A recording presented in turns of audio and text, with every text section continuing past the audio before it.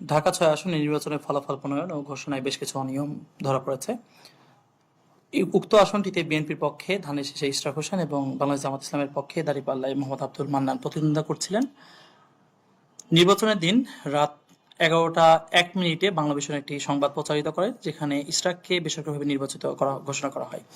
বাংলাভিশন মূলত ইশরাক হোসেনের মালিকানাধীন একটি টিভি প্রতিষ্ঠান। তখনও চূড়ান্ত বেসরকারি ফলাফল প্রকাশ করা হয়নি। ২০টি কেন্দ্রের ফলাফল তখনও প্রকাশ করা বাকি ছিল। তার পূর্বেই ইশরাক হোসেন তার মালিকানাধীন বাংলাভিশনের মাধ্যমে নিজেকে বিজয়ী ঘোষণা করেন। আমরা যদি এই নির্বাচনের আরো কিছু অনিয়মগুলো দেখে আসি, আমরা বিভিন্ন কেন্দ্রভিত্তিক অনিয়ম, যে কেন্দ্রভিত্তিক সিট আমাদের হাতে এসেছে সেখানে বেশ কিছু অনিয়ম দেখা গেছে। যেমন ৩৬ নম্বর নারিন্দা সরকারি উচ্চ বিদ্যালয় নামের কেন্দ্রে আমরা যদি দেখি, এখানে ইশরাক হোসেনের ক্ষেত্রে ১৪১৫ সাথে আরো কিছু লেখা হয়েছে বা আব্দুল মান্নানের সাথে আরো কিছু যুক্ত করা হয়েছে, এটা নিশ্চিত নয়, এবং ডান দিকেও কিন্তু ওই সংখ্যাগুলোর কোনো প্রতিফলন ঘটেনি। এই কাটাকুটির কি কারণ এটি নিশ্চিত হওয়া যায়নি। এবং নিচে যদি নির্বাচনী প্রার্থীদের এজেন্টদের নামের ক্ষেত্রে আমরা যদি দেখি, শিবা, রামদাস, বিকাশ দাস, তিনজন এখানে এজেন্টের নাম রয়েছে, তাদের বিস্তারিত কোনো পরিচয় এখানে নেই এবং স্বাক্ষরের ব্যাপারে নিশ্চিত হওয়া যাচ্ছে না। এখানে দাঁড়িপাল্লার কোনো এজেন্ট তারা নয় বলে দাঁড়িপাল্লার প্রতিদ্বন্দ্বী প্রার্থী তিনি নিশ্চিত করেছেন। অর্থাৎ দাঁড়িপাল্লার কোনো এজেন্ট ছাড়াই এই রেজাল্টটি প্রকাশ করা হয়েছে, প্রচার করা হয়েছে, এবং যেখানে কাটাকাটি দেখতে পাচ্ছি আমরা। আমরা কি দেখেছি কিছু কিছু ক্ষেত্রে ফলাফলের যোগফলে টেম্পারিং করা হয়েছে। ৩ সিদ্দিক বাজার কমিউনিটি সেন্টারে যে কেন্দ্রটি রয়েছে, মোহাম্মদ আব্দুল মান্নানকে ৪৫০টি ভোট দেখানো হয়েছে, যদিও এখানে একটা কাটাকাটির আমরা লক্ষ্য করতে পাচ্ছি। আমরা কিছু ক্ষেত্রে দেখেছি, যেমন ৬ নাজিরাবাজার উচ্চ বিদ্যালয়, এখানে পোলিং এজেন্টের স্বাক্ষর জাল হয়েছে বলে আমাদের কাছে মনে হয়েছে। আমরা যদি ৩ এবং ৪ নাম্বার স্বাক্ষর আমরা দেখি, তাহলে দেখতে পাবো যে একই রকম স্বাক্ষর। ৫ এবং ৬ নাম্বার যদি স্বাক্ষর আমরা দেখি, মনে হচ্ছে যে কাছাকাছি ধরনের একই ব্যক্তি এই স্বাক্ষরগুলো করেছেন, এবং এখানে দাঁড়িপাল্লার কোনো এজেন্টের স্বাক্ষর এখানে নেওয়া হয়নি। আমরা কিছু ক্ষেত্রে দেখেছি পোলিং এজেন্টের নাম নেই কিন্তু স্বাক্ষর রয়েছে। আমরা ৮৪ গ্র্যান্ডেরিয়া মহিলা সমিতি যে বিদ্যালয় রয়েছে, যে কেন্দ্রটি রয়েছে, সেখানে আমরা দেখতে পাচ্ছি ২টি স্বাক্ষর রয়েছে, কিন্তু তার সাথে কিন্তু তার নাম এবং তার বিস্তারিত নেই, যে কে স্বাক্ষরটি করেছেন বা কার স্বাক্ষরে এই রেজাল্টটি প্রকাশিত হয়েছে।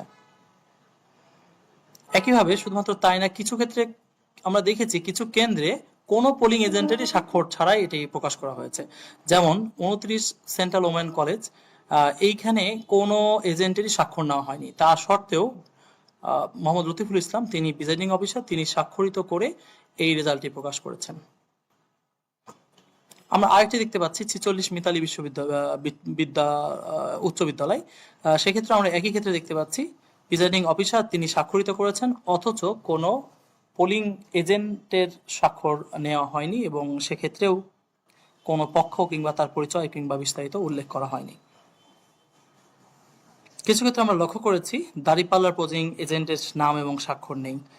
আমরা যদি লক্ষ্য করি ৪২ সেন্ট জোসেফ ইন্টারন্যাশনাল স্কুল, সেখানে একটি মাত্র পোলিং এজেন্টের স্বাক্ষর আছে, দাঁড়িপাল্লার কোনো এজেন্টের স্বাক্ষর নেওয়া হয়নি। অথচ প্রার্থী নিশ্চিত করেছেন তিনি প্রত্যেকটা কেন্দ্রে তার এজেন্ট ছিলেন, অথচ তাদের এজেন্টকে স্বাক্ষর না নিয়ে এই রেজাল্টগুলো প্রকাশ এবং প্রচার করা হয়েছে।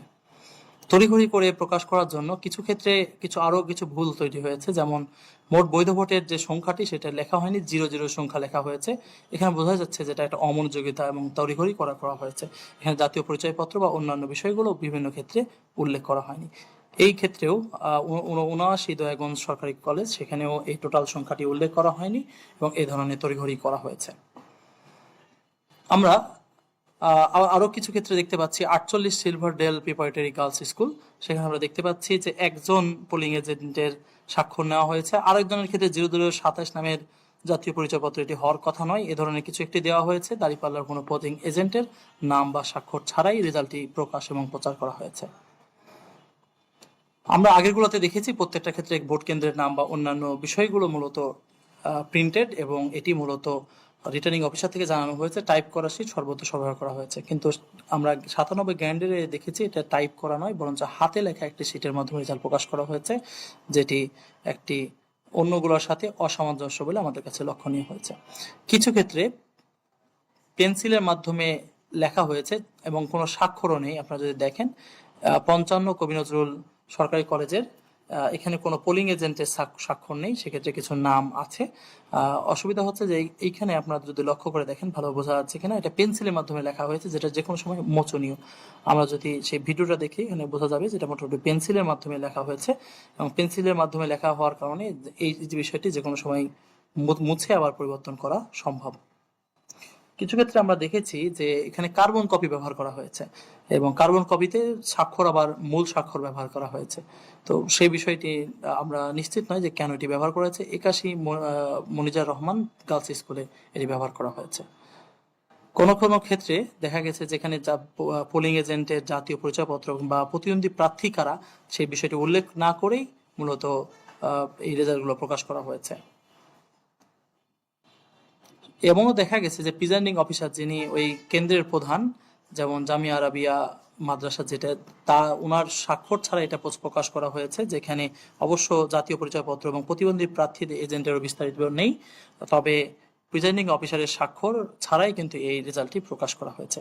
সামগ্রিকভাবে আমরা দেখতে পাচ্ছি যে কিছু কিছু কেন্দ্রে রেজাল্ট কাটাকাটি করা হয়েছে, যোগফলে কাটাকাটি করা হয়েছে। কিছু ক্ষেত্রে আমরা দেখেছি কোনো পোলিং এজেন্টেরই স্বাক্ষর নেই, কিছু ক্ষেত্রে দেখেছি যে আমরা প্রিজাইডিং অফিসারের স্বাক্ষর নেই, কিছু ক্ষেত্রে দেখেছি যে একজনের স্বাক্ষর আছে, কিছু ক্ষেত্রে দেখেছি জাল স্বাক্ষর তৈরি করা হয়েছে, কিছু ক্ষেত্রে আমরা দেখেছি যে পোলিং এজেন্টের বিস্তারিত নেই, কিছু ক্ষেত্রে দেখেছি দাঁড়িপাল্লার এজেন্টের স্বাক্ষর নেই।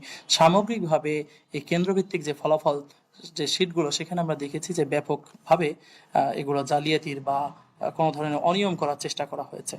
এই অনিয়মগুলোর ক্ষেত্রে নির্বাচনের দিনই ফলাফল স্থগিতের জন্য আবেদন করেছেন আব্দুল মান্নান, কিন্তু সেটি কোনো প্রতিকার উনি পাননি।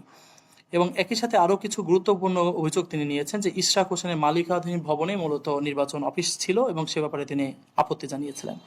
অনেকগুলো কেন্দ্রে বাতিল ভোট উল্লেখ করা হয়নি, যা বেশ অস্বাভাবিক বলে তিনি দাবি করেছেন।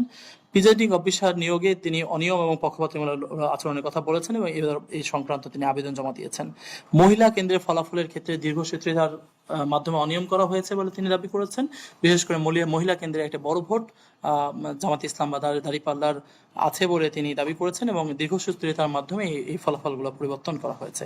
এবং একই সাথে ইশরাক হোসেন তাকে নিজেকে বিজয়ী ঘোষণা করেছেন, তখনও 20টি কেন্দ্রে কোনো ফলাফল আসেনি।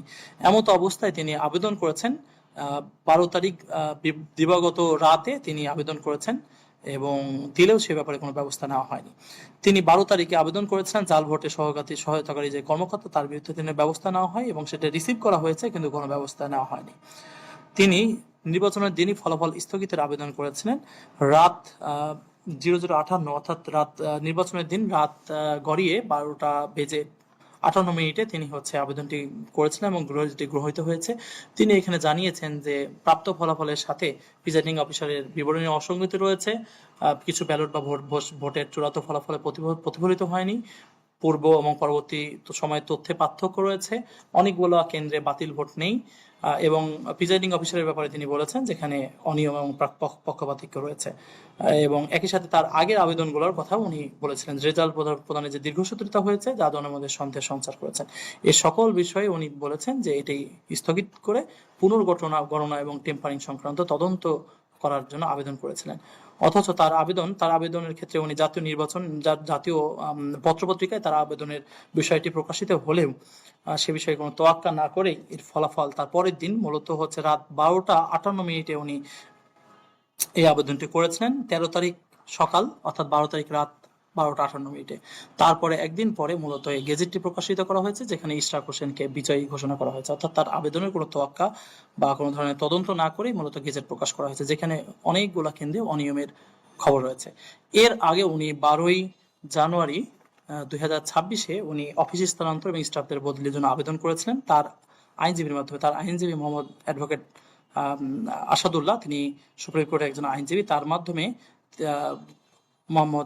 তার প্রার্থী জানিয়েছেন ঢাকা 6-এর সকল নির্বাচনী কর্মকর্তার কার্যালয় দিগন্ত টাওয়ার 12/1 অবস্থিত, যেটি সদস্য প্রার্থী ইঞ্জিনিয়ার মোহাম্মদ ইশরাক হোসেনের উত্তরাধিকার সূত্রে প্রাপ্ত। অর্থাৎ একজন প্রার্থীর বিল্ডিং এ মূলত এই নির্বাচনী কার্যক্রমগুলো পরিচালিত হচ্ছে। এক্ষেত্রে নির্বাচন সংক্রান্ত যে গোপনীয় নথিপত্র আছে, ব্যালট পেপার রয়েছে, অমোচনীয় কালি রয়েছে বা অন্যান্য যে সমস্ত বিষয়াদি রয়েছে সে ব্যাপারে নিরপেক্ষতা বজায় থাকবে কিনা, এবং এখানে দীর্ঘদিন ধরে যারা অফিস করেছেন, যারা ভাড়াটিয়া হিসেবে ছিলেন, তার সাথে যিনি মালিক তার একটা সম্পর্ক থাকতে পারে। সে জায়গায় যারা এই অঞ্চলে দায়িত্ব পালন করেছেন তাদেরকে বদলি করার জন্য, নির্বাচনী পরিবেশ তৈরি করার জন্য 1 মাস আগেই মূলত হচ্ছে তার অ্যাডভোকেটের মাধ্যমে মোহাম্মদ আব্দুল মান্নান আবেদন করেছিলেন। এবং শুধুমাত্র তাই না, 14 তারিখ আবেদনের পরে আবারও তিনি 21 তারিখ বিভাগীয় কমিশনে গেছেন এবং প্রথম আলোটা নিউজে আমরা দেখতে পাচ্ছি তিনি বলছেন যে এই ব্যালটগুলো বা অন্যান্য যে বিষয়গুলো, সংবেদনশীল বিষয়গুলো রয়েছে, উপকরণের নিরাপত্তা ঝুঁকি পড়তে পারে এবং সেক্ষেত্রে এ ধরনের নির্বাচনের স্বচ্ছতার ব্যাপারে তিনি বলেছেন। 21 তারিখে তো যখন তিনি গিয়েছেন, তিনি জেনেছেন যে তিনি যে আবেদন করেছিলেন সেটি সেটি সেটি পাওয়া যাচ্ছে না এবং এর ফলশ্রুতিতে আবারও আবেদন বা আবারও ওই কপির প্রেক্ষিতে পরবর্তীতে একটি ব্যবস্থা নেওয়া হয়। তিনি অন্যান্য নিউজগুলোতেও, সমকাল বা অন্যান্য নিউজগুলোতে এই ব্যাপারে বিস্তারিত এসেছে এবং সেক্ষেত্রে 21 তারিখে তার যাওয়ার পরে মূলত রিটার্নিং অফিসার বা বিভাগীয় কমিশনারের কার্যালয় থেকে একটি চিঠির ইস্যু হয়। সেক্ষেত্রে এই আবেদনটি প্রয়োজনীয় ব্যবস্থা গ্রহণের জন্য প্রেরণ করা হয়, অথচ তারপরেও কিন্তু এর কোনো ব্যবস্থা নেওয়া হয়নি। অর্থাৎ একজন প্রার্থীর বাসায় বসে নির্বাচনী কার্যক্রম পরিচালনা করা হয়েছে, এত নিরাপত্তা বা এত এ বিষয়ে ঝুঁকি থাকা সত্ত্বেও, প্রতিদ্বন্দ্বী প্রার্থীর আবেদন থাকা সত্ত্বেও এ বিষয়ে কোনো কর্ণপাত করা হয়নি। একসাথে তিনি 2 তারিখেও রিটার্নিং অফিসারের সাথে দেখা করে লিখিত অভিযোগ দিয়েছেন। তার পক্ষে এজেন্ট মাহবুবুর রহমান নির্বাচনের পরিবেশে এবং বাধার অভিযোগ দিয়েছেন লিখিতভাবে। 11 তারিখে তিনি সহিংসতার অভিযোগ তুলেছেন এবং সে বিষয়ে তিনি সংবাদ সম্মেলন করেছেন, বিস্তারিত বিভিন্ন সংবাদে প্রচারিত হয়েছে। শুধুমাত্র তাই না, 11 তারিখ প্রিজাইডিং অফিসারের উপর হামলা হয়েছে এবং যেটি ইশরাকের আসনে মূলত বিএনপির পক্ষ থেকে এটা হামলা হয়েছে বলে বিভিন্ন পত্রপত্রিকায় এসেছে এবং তার ভিডিওগুলো বিভিন্ন জায়গায় প্রচারিত হয়েছে।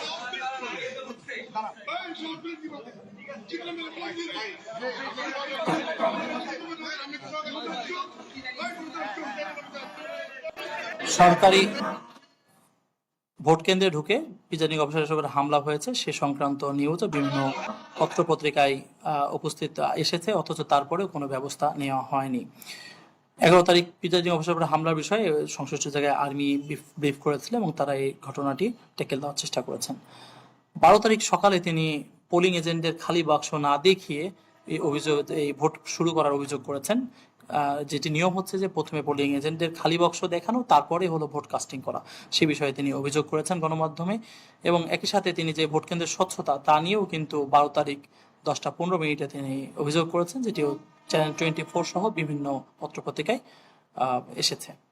সামগ্রিকভাবে যেই অনিয়মের বিষয়গুলো আমরা দেখেছি, যেই প্রার্থীর বাসায় বা প্রার্থীর ভবনে মূলত হচ্ছে নির্বাচনী অফিস পরিচালনা করা, সেই প্রার্থী নিজেকে নির্বাচিত ঘোষণা করা, 20টি কেন্দ্রের ফলাফল না আসা সত্ত্বেও টেলিভিশন বা সংবাদপত্রে এটি চলে আসা, বিভিন্ন কেন্দ্রে যে ফলাফল রয়েছে তাতে ফলাফল টেম্পারিং, স্বাক্ষর না থাকা, প্রিজাইডিং অফিসারের স্বাক্ষর না থাকা, কোনো কেন্দ্রের স্বাক্ষর না থাকা, এতে পেন্সিল কিংবা অনেক ক্ষেত্রে বিপরীত বা কার্বন কপি ব্যবহার করা, এ ধরনের বিভিন্ন টেম্পারিং এর অভিযোগ এসেছে। এই সমস্ত অভিযোগ আমলে না নিয়েই যে রেজাল্ট প্রকাশ করা হয়েছে, সংশ্লিষ্ট প্রার্থী মনে করছেন যেটা তার প্রতি অন্যায় হয়েছে এবং অবিলম্বে তিনি শপথ স্থগিত করে ভোট পুনর্গণনা করা এবং অনিয়মের তদন্ত সাপেক্ষে দোষীদের দৃষ্টান্তমূলক শাস্তির বিধান করার অনুরোধ করেছেন। জি, সবাইকে ধন্যবাদ।